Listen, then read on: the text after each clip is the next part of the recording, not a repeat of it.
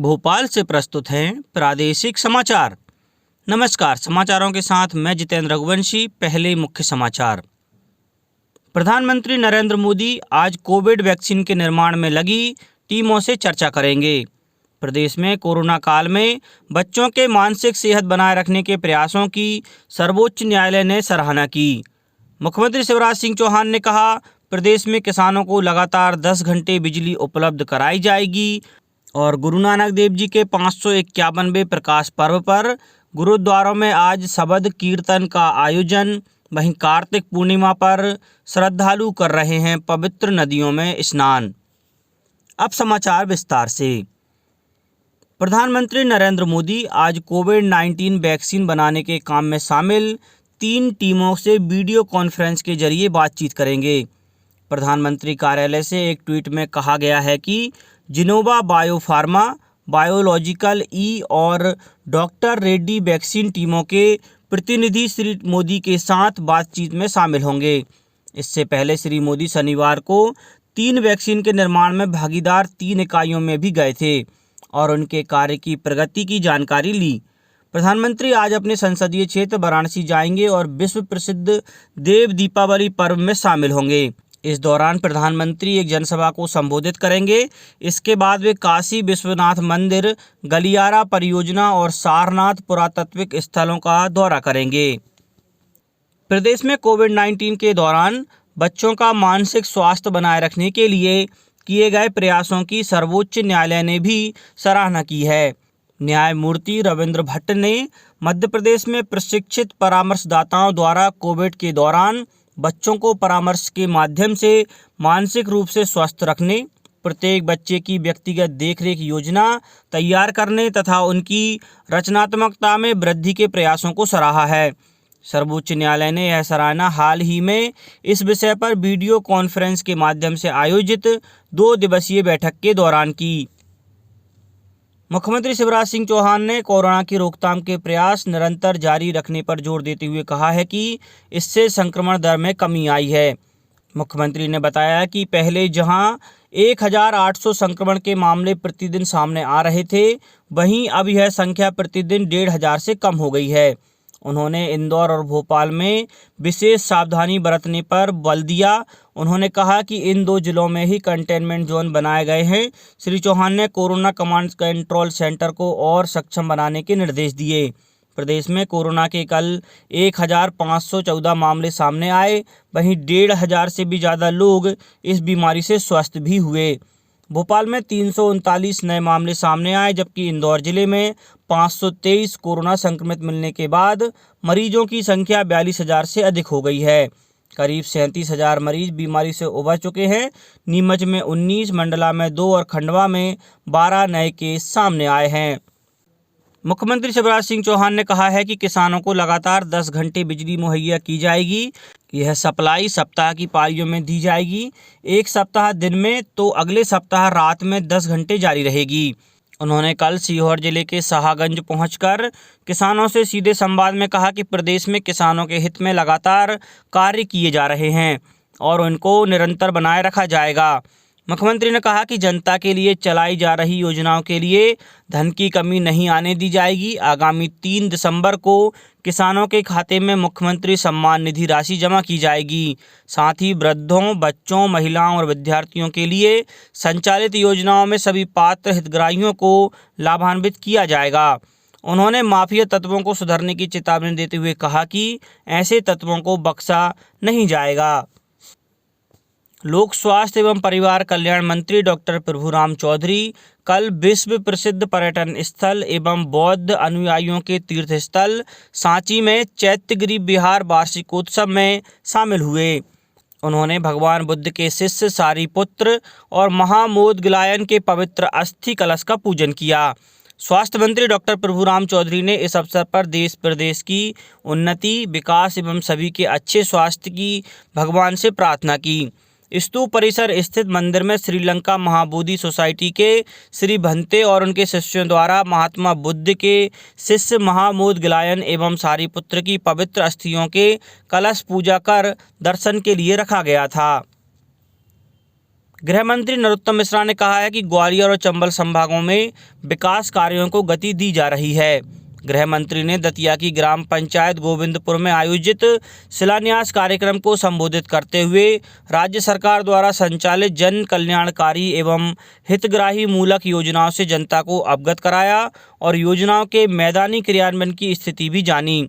उन्होंने कहा कि दतिया में उन्होंने जो वादे किए थे उनको पूरा किया जा रहा है और क्षेत्र में किए जा रहे विकास कार्यों का लाभ ग्वालियर और चंबल क्षेत्र की जनता को भी प्राप्त हो रहा है। उन्होंने 80 लाख रुपए की लागत के निर्माण कार्यों का भूमि पूजन कर शिलान्यास किया। सुप्रसिद्ध शायर मंजू रहतेशाम ने प्रधानमंत्री के जन आंदोलन को अपना समर्थन दिया है। उन्होंने लोगों से 2 गज की सुरक्षित दूरी बनाने, बार बार हाथ धोने और मास्क लगाने की अपील की है। कार्तिक पूर्णिमा और देव दीपावली पर आज विशेष पूजा अर्चना की जा रही है। इस अवसर पर प्रदेश की नर्मदा सहित विभिन्न नदियों में लोग पवित्र स्नान कर रहे हैं। मंदसौर में कार्तिक पूर्णिमा के पर्व पर दीपदान का विशेष महत्व माना जाता है। महिलाएं सुख समृद्धि की कामना के साथ शिवना नदी में दीपदान करती हैं।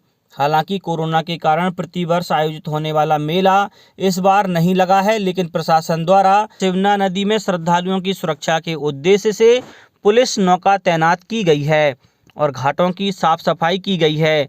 जबलपुर में नर्मदा नदी के ग्वारी घाट पर श्रद्धालुओं ने स्नान कर पूजा अर्चना की और सुख समृद्धि की कामना की। राजधानी में पेट्रोल के दाम पहली बार 90 रुपये के पार चले गए। रविवार को पेट्रोल 90.05 रुपये प्रति लीटर बिका। इसके अलावा डीजल भी 80.10 रुपये पर पहुंच गया, जो अपने 81.29 रुपये के सर्वोच्च स्तर के करीब करीब है। दामों में हो रही वृद्धि से मध्य प्रदेश सरकार का टैक्स राजस्व वित्तीय वर्ष 2020-21 में पहली बार 11,000 करोड़ रुपए के पार जा सकता है। सरकार इस साल पेट्रोल पर 9% और डीजल में 8% तक टैक्स बढ़ा चुकी है। अभी मध्य प्रदेश में पेट्रोल पर 39% और डीजल में 27% टैक्स लग रहा है। एक साल पहले पेट्रोल पर 30% और डीजल पर 20% ही टैक्स लग रहा था। दामों में हो रही बढ़ोतरी और ज़्यादा टैक्स होने के कारण मध्य प्रदेश सरकार को सितंबर तिमाही में कुल 4,495.20 करोड़ रुपए का राजस्व मिल चुका है। अब बात मौसम की। मध्य प्रदेश में मौसम का मिजाज हर दिन बदल रहा है। यही कारण है कि 4 महानगरों में रविवार सोमवार की रात का पारा कहीं अधिक चढ़ा तो कहीं सामान्य से ज़्यादा लुढ़क गया। इंदौर में न्यूनतम तापमान सबसे ज़्यादा सामान्य से 5 डिग्री सेल्सियस अधिक 17.2 डिग्री सेल्सियस रहा। यह 5.5 डिग्री चढ़ा, जबकि ग्वालियर में सामान्य से 1 डिग्री कम 8.1 डिग्री सेल्सियस तक गिर गया। हालांकि राजधानी भोपाल और जबलपुर में रात को पारे की चाल सामान्य रही। भोपाल में रात का तापमान 12.6 और जबलपुर में 11.7 डिग्री रहा। मौसम वैज्ञानिक जीपी विश्वकर्मा के अनुसार अभी 5 दिसंबर तक यही स्थिति रहेगी। साउथ में एक तूफान बन रहा है, लेकिन उसका असर मध्य प्रदेश पर नहीं पड़ेगा। विश्वकर्मा ने बताया कि चारों महानगरों की बात की जाए तो भोपाल में दिन का तापमान सबसे ज़्यादा रहा। रविवार को दिन का तापमान 30.1 डिग्री सेल्सियस रहा। यह 24 घंटे के दौरान 3.6 डिग्री ज़्यादा चढ़ा।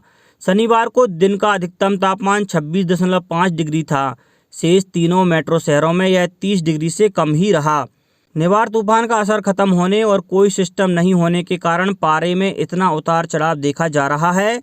मौसम विभाग के अनुसार 5 दिसंबर के बाद मौसम में बदलाव होगा, जिसके बाद ठंड बढ़ सकती है।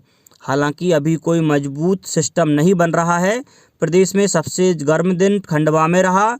यहाँ अधिकतम तापमान 32.1 डिग्री सेल्सियस दर्ज किया गया, जबकि सबसे ज़्यादा ठंडी रात पचमढ़ी की 7.2 डिग्री रही।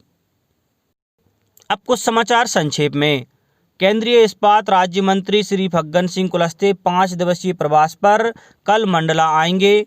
अब दूरदर्शन से प्रदेश के कॉलेजों की पढ़ाई होगी। उच्च शिक्षा विभाग ने कल से 1 जनवरी तक का कार्यक्रम जारी किया है।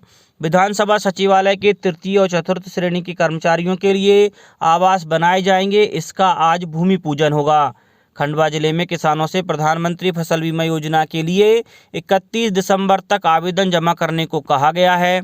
नरसिंहपुर जिले में कोरोना गाइडलाइन का पालन न करने और मास्क न लगाने के कारण 88 लोगों पर करीब 6,000 रुपये का जुर्माना लगाया गया है। अब तक कुल 12 लाख रुपए का अर्थदंड वसूल किया जा चुका है।